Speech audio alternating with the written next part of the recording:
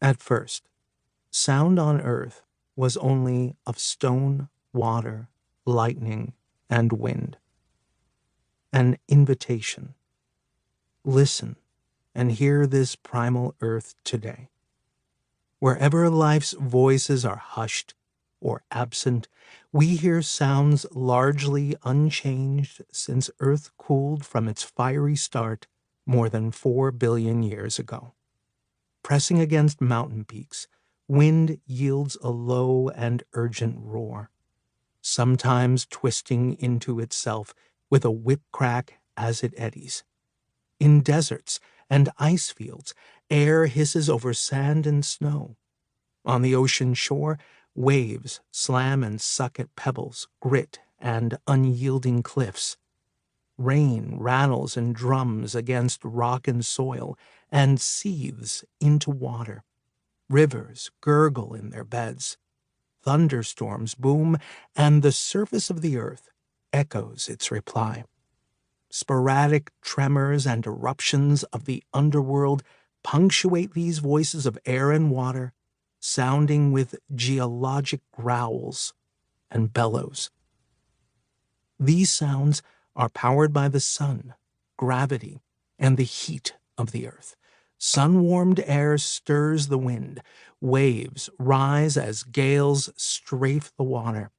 Solar rays lift vapor. Then gravity tugs rain back to earth. Rivers, too, flow under gravity's imperative. The ocean tides rise and fall from the pull of the moon. Tectonic plates slide over the hot liquid heart of the planet. About 3.5 billion years ago, sunlight found a new path to sound. Life. Today, all living voices, save for a few rock-eating bacteria, are animated by the sun. In the murmurs of cells and the voices of animals, we hear solar energy refracted into sound. Human language and music are part of this flow.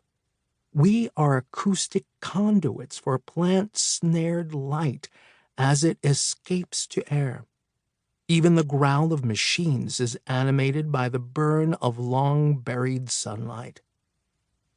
The first living sounds came from bacteria that sent infinitesimally quiet murmurs, sighs, and purrs into their watery surroundings.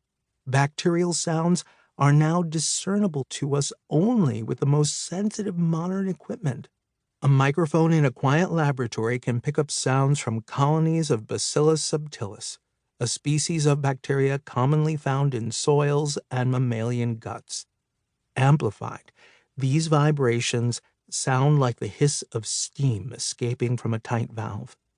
When a loudspeaker plays similar sounds back into flasks of bacteria, the cell's growth rate surges, an effect whose biochemical mechanism is as yet unknown.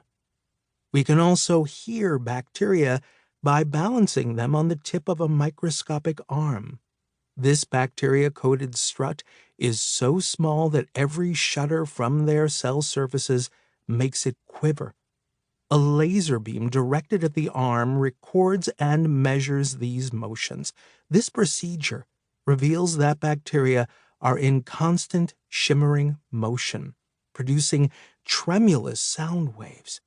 The crests and troughs of the waves, the extent of the cell's vibratory movement, are only about 5 nanometers, 1,000th of the width of the bacterial cell, and 500,000 times smaller than the deflections in my vocal folds when I speak.